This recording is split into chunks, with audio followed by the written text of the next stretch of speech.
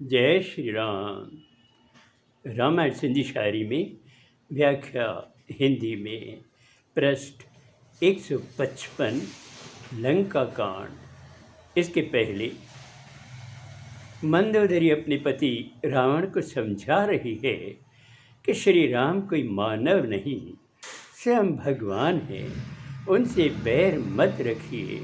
लेकिन रावण उनकी कोई बात नहीं मानता है। उधर श्री राम अपने मंत्रियों से सलाह पूछते हैं कि अब हमें क्या करना चाहिए। तब जामवंत अपनी राय बताने के लिए श्री राम को नमन करते हैं। अब आगे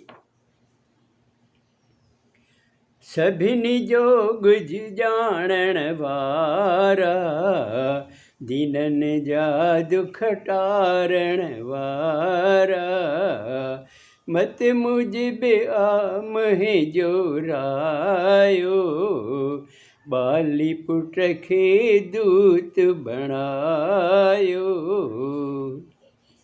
जामवंत ने कहा कि हे प्रभु, आप तो सब जानने वाले हैं और दीनों का दुख दूर करने वाले हैं। आप अंतर्यामी हैं, फिर भी आपने पूछा है तो मैं अपनी बुद्धि के अनुसार यही राय देता हूँ कि बाली पुत्र को दूत बनाकर भेजना चाहिए।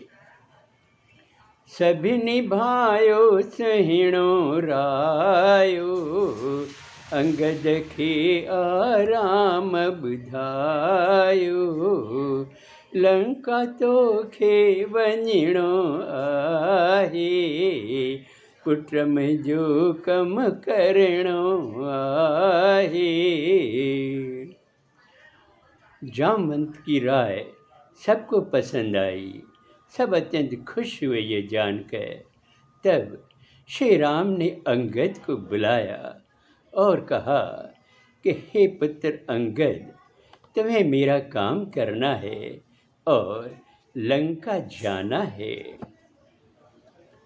परम चतुर तू छा समझाया, पुत्र मकहिड़ी रीत बुझाया, दुश्मन सां कज गाल्हि उहाई, कम पंहिंजो थे उन भी भलाई।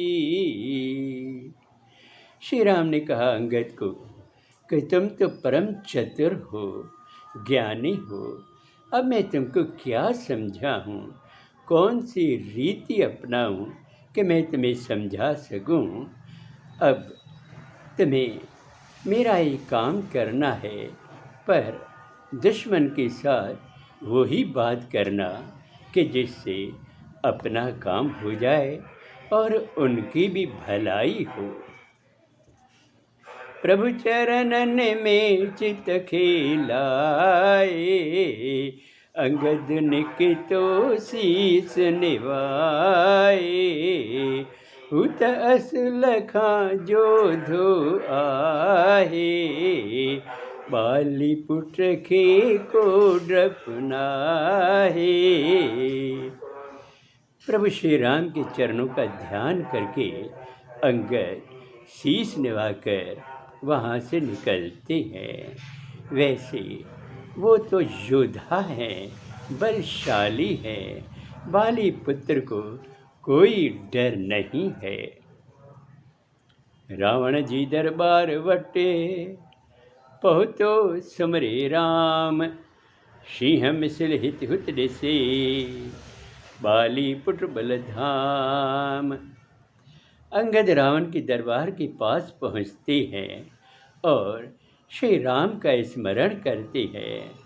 वो इधर उधर इस तरह देख रहे हैं कि जैसे कोई शेर देख रहा हो, और बाली पुत्र बलशाली तो है ही।